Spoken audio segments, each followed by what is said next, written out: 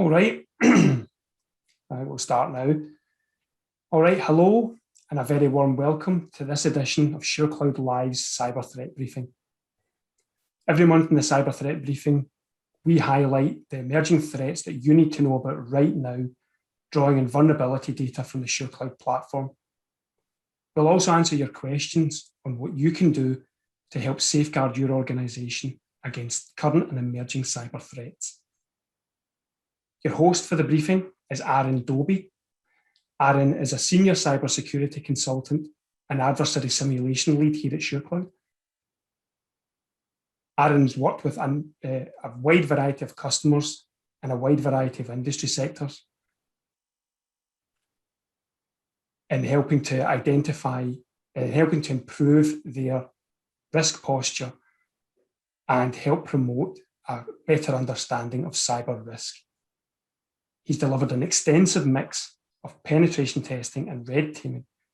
And every month in the Cyber Threat Briefing, he brings his experience and expertise to bear on topical security issues. My name's Andrew O'Hara. I'm a product marketing manager here at SureCloud, and I'll be facilitating our discussion. I'll also be monitoring the chat box, so if you have any questions for Aaron over the next 20 minutes, feel free to put them in the chat box, and I'll ask your questions at the Q&A section at the end. All right, so without further ado, Aaron, how are you? I'm good, thanks, Andrew. How are you? I'm well, thanks. So what we're going to be talking about in this edition? This edition, I'm going to be talking about some of the trends that I've seen in the platform around vulnerabilities in third-party software and breaches in third parties themselves. Terrific. So what, in terms of what we've seen over the last month, what can you tell us? So we've seen quite a large increase in high severity vulnerabilities in servers using third-party software that are linked to recent patches, particularly affecting really high-value systems that are otherwise well patched and usually still within the kind of ranges of acceptable patching kind of timelines for their policies. There's also been a lot of news coverage that kind of backs it up alongside kind of widespread exploitation and targeting of both third parties and their software. So both of these got me thinking about how the risks come about for organizations. So I guess there's a couple of points and ways that can happen. So either not doing or ineffectively doing third-party risk assessments is the obvious first point of kind of origin.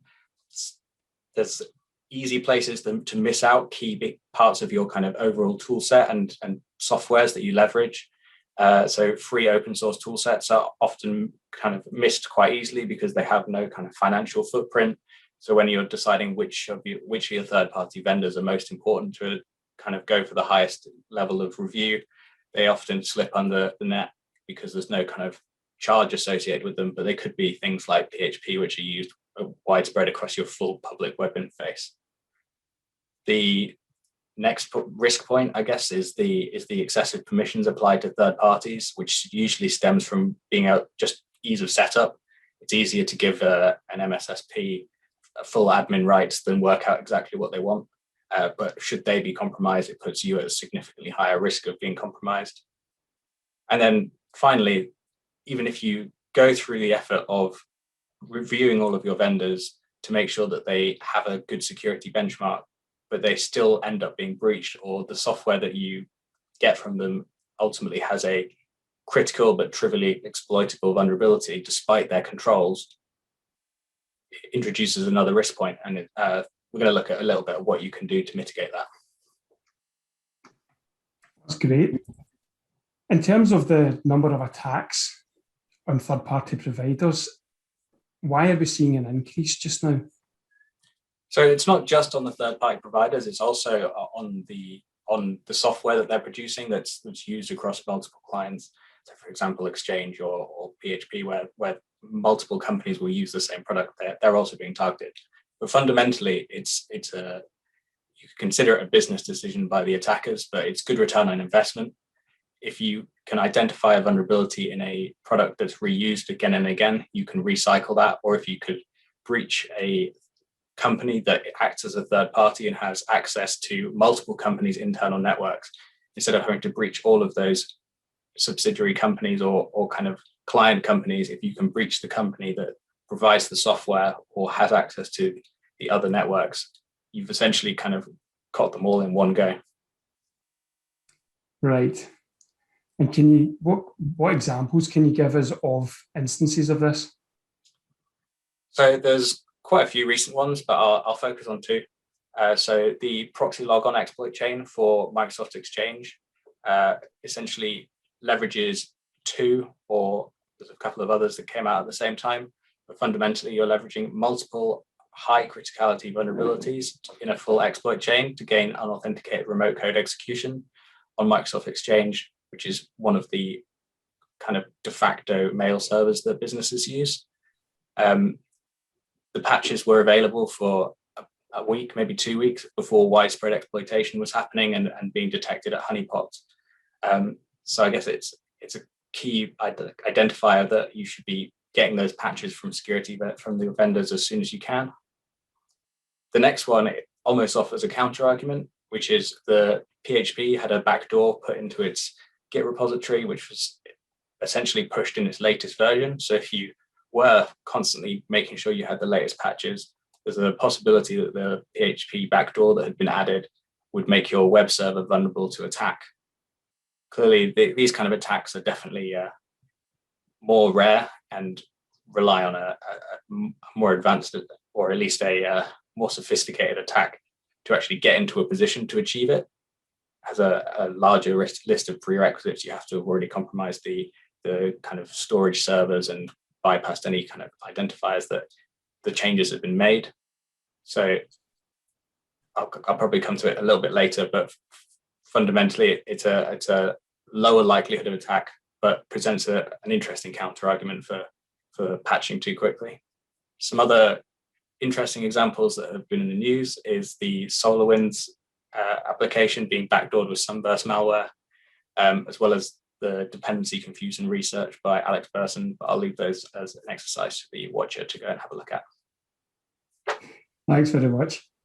In terms of when critical vulnerabilities are identified and then patches are released, what's changed in terms of that period? So vendors are actually doing a very good job of having active research and security submission programs, and they're doing a great job of actually producing the patches and making them available. I guess what we're seeing a massive difference in is the time to exploitation from these vulnerability patches being made public.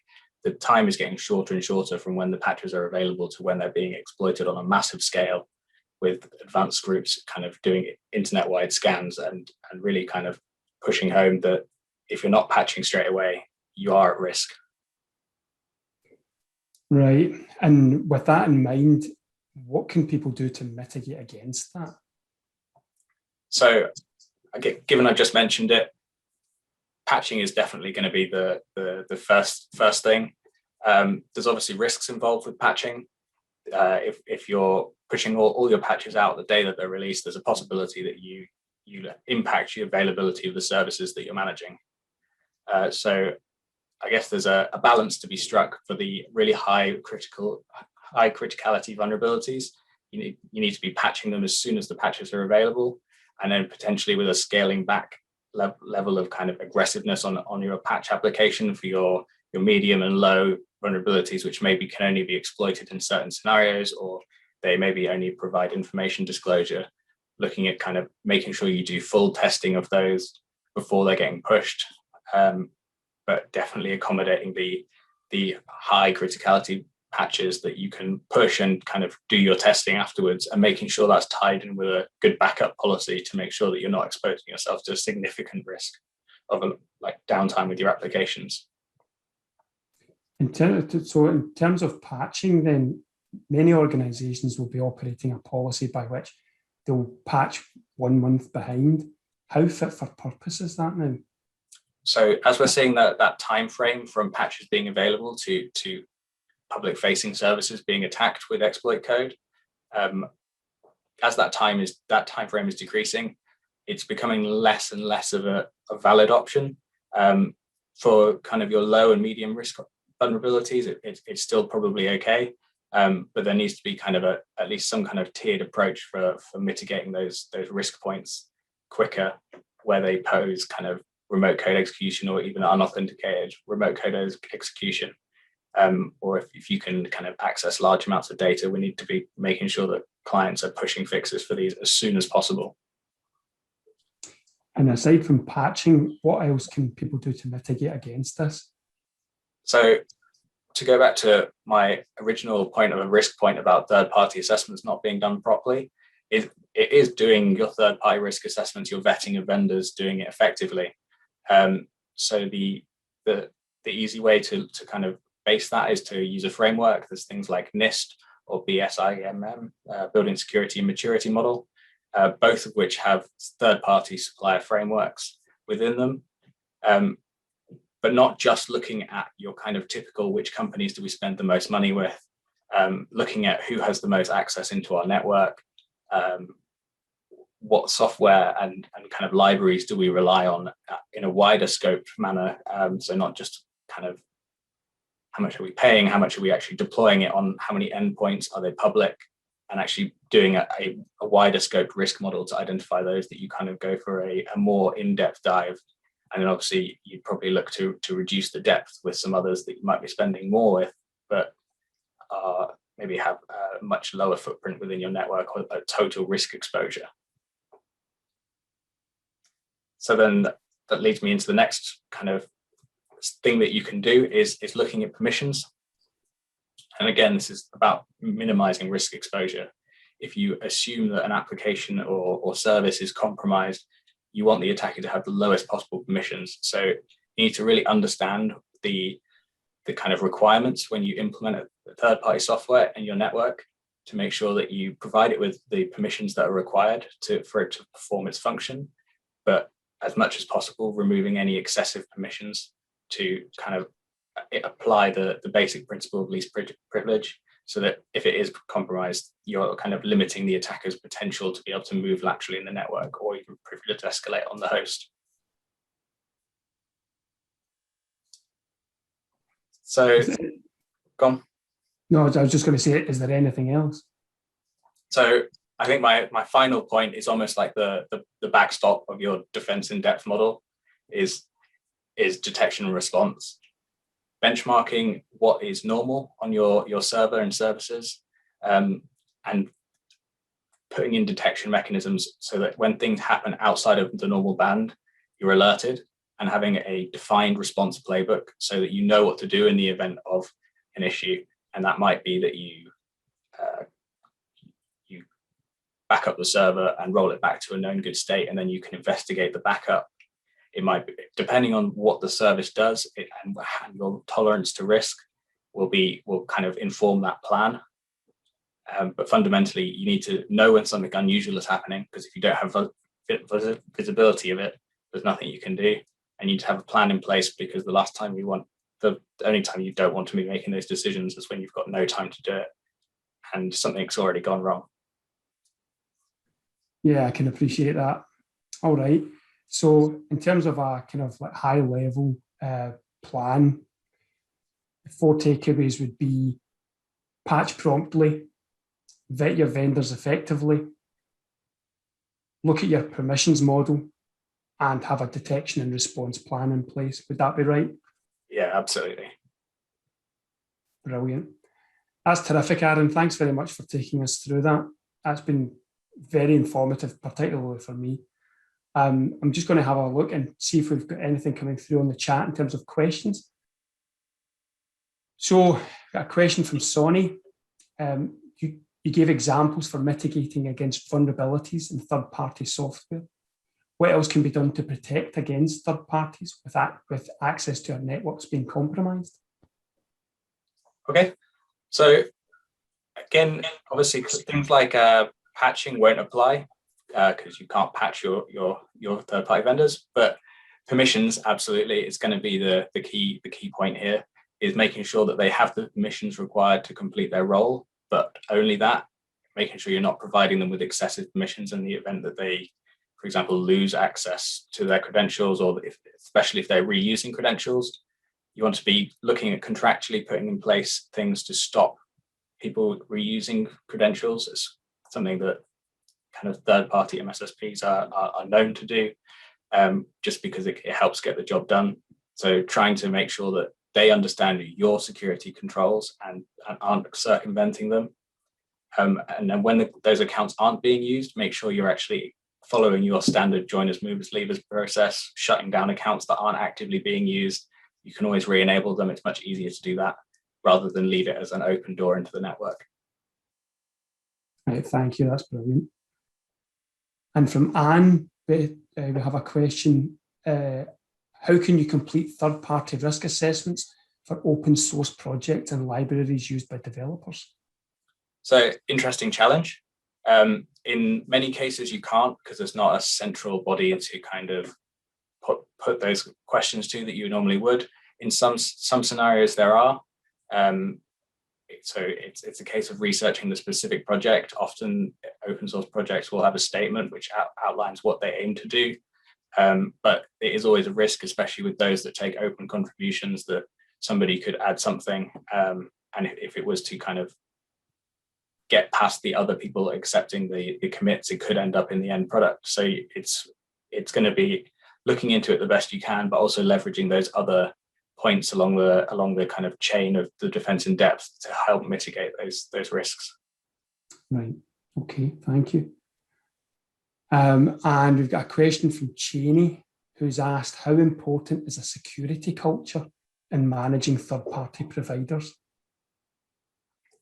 So I think it doesn't even necessarily apply to just third-party providers, but by having a good security culture, you essentially are going to have people following the security controls that you put in place, even when they're not kind of enforced, but they're enforced by a policy. So having it there means that they kind of employees will hopefully hold third parties to those same standards, and you'll not, essentially people hopefully will not be taking the easy route or that allows them to do their job quicker rather than do it correctly, which helps mitigate a lot of risks. Right. Okay, thank you. And question from Matthew. How often would we recommend running vulnerability scans to identify critical issues? So it will depend on your risk appetite. There's also an option where you can essentially have an asset register, essentially, but also include the software that you use. And from there, for example, Manage Engine has Patch Manager. Essentially, it keeps track of the software you have installed and then polls the servers of and using a PAM file to poll the vendor's server to identify when there's been an update. So you can kind of input all of the software that you're using, and it will tell you when updates are available before even necessarily kind of vulnerability scanning tools have had a chance to catch up, because it's when the vendors have updated it. In terms of how often, it's a tough one based on kind of your risk tolerance. If you've got the ability to kind of scan in-house, you can obviously do it more regularly.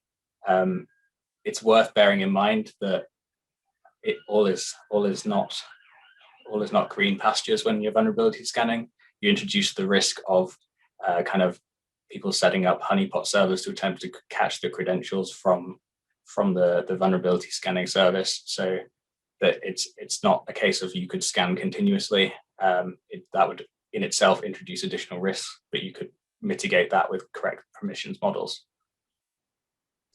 Right, I see. Okay, thank you. And a question from Kieran, which is, what does last week's announcement by the US government on the SolarWinds breach mean for businesses? So in terms of impact to businesses, it will be hard to say. If you avoid the potential political fallout that may well have impact based on sanctions and things that are maybe put in place, I guess it's unlikely that country IP addresses and such will be blocked, but companies won't take the kind of heavy-handed measure of blocking an IP address from Russia, from any other country. And I don't think that would be a recommended solution at all, because anybody that was attempting to do something malicious would probably have the ability to kind of circumvent those controls. You'd just be impacting legitimate customers. So I think it may have a more wide-reaching impact, but it's unlikely that the attribution of this specific attack will directly impact businesses. There's also the additional confusion of potential false flags and things like that to play into it, that attribution isn't always correct. So interesting question. It will have to be kind of to be seen to see how it plays out on the wider scale. Yeah, I completely take your point. And that your point about false flags is interesting as well. So just checking the chat, I don't have any further questions at the moment, but